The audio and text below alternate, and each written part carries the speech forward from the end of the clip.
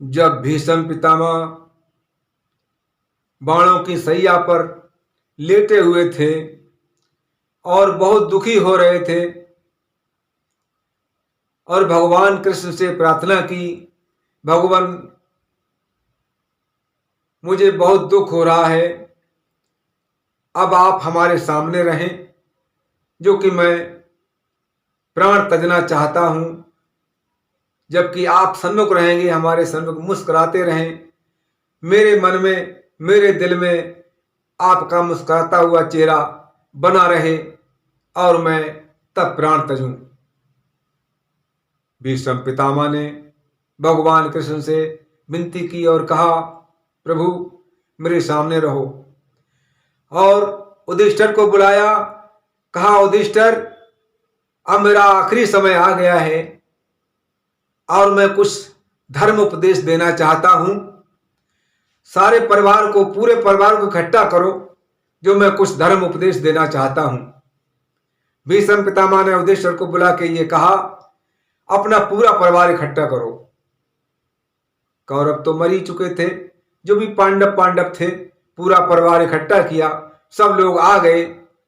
पीछे से द्रौपदी भी आई, तो द्रौपदी भीष्म पितामह को देखकर और ये बात सुनकर कि आज मैं धर्म का उपदेश दूंगा, सभी को आज धर्म का उपदेश दूंगा, इस बात को सुनकर और सोचकर द्रौपदी को कौन सी याद आई, जबकि दुष्ट दुशासन मेरा चीर खींच रहा था, उस समय मैं चिल्ला रही थी, चीख रही थी और सबके हाथ जोड़कर विनती कर रही थी,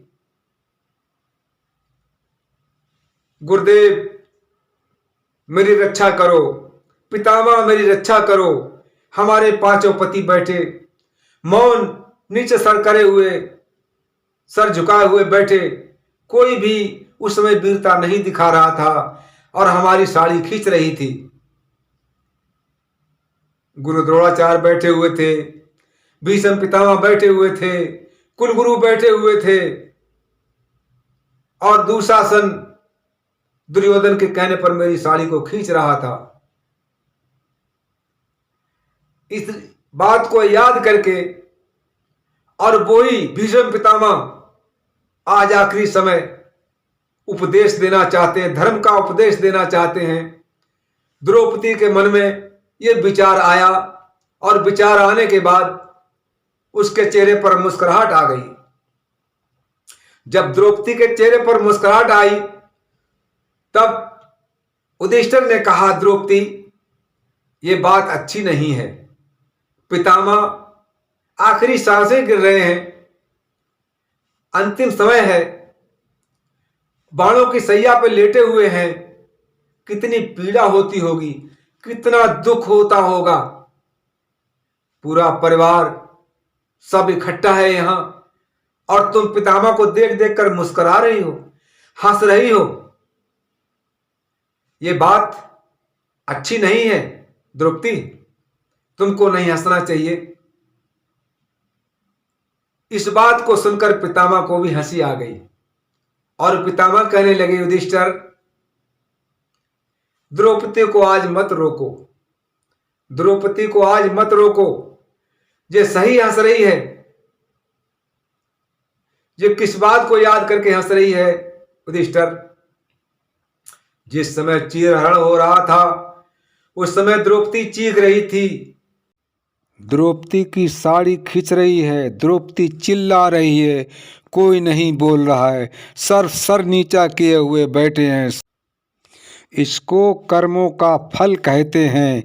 जो भीष्म पितामह कर्मों का फल भुगत रहे हैं, सैया पर लेटे हुए कर्मों का फल भुगत रहे हैं। और चिल्ला रही थी कि कोई मेरी रक्षा करो, कोई मेरी मदद करो, दुष्ट दुशासन साड़ी खींच रहा है, मुझे बचाओ, मेरी लाज बचाओ। और दुर्योधन जंगा पीट पीट कर कह रहा था, दुशासन इस द्रौपदी को नंगा करके मेरी जंगा पे बैठा लो, देखो तुम्हें कितनी सुंदर है। इसने मुझसे कहा था तुम अंधे के अंध हो, अंधे के पुत्र भी अंधे हैं। मैं वहां गिर गया था महल के अंदर, इसने मुझसे अंधे का अंधा कहा था, आज मैं इसको देखूं, ये कितनी सुंदर है, नंगा करके मेरी जंगा पे बैठा लो। दुर्योधन अपनी जंगा पीट रहा था। उस समय हम भी देख रहा था, कुलगुरु भी देख रहे थे, गुरु द्रोणाचार्य भी देख रहे थे, तुम भी पांचों के पांचों सर नीचे किए हुए थे, लेकिन द्रौपदी की मदद किसी ने नहीं की। वो सामने खड़े हैं वासुदेव कृष्ण, इन्होंने आके द्रौपदी का चीर बढ़ाया और लाज बचाई।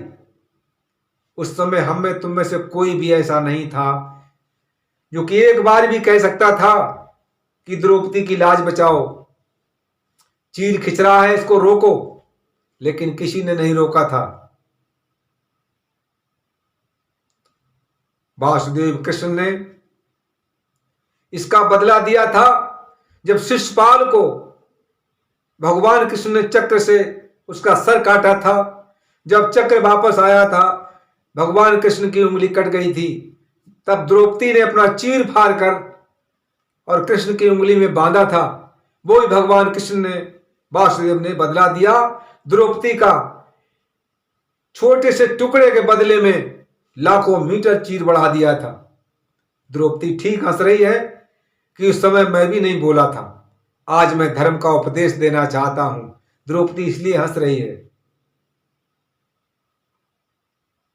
युधिष्ठिर, इसे हंसने दो।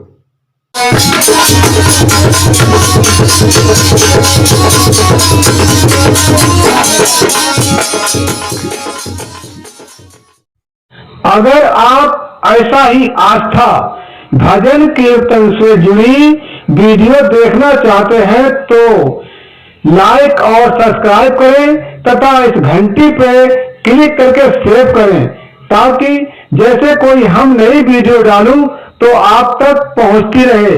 धन्यवाद।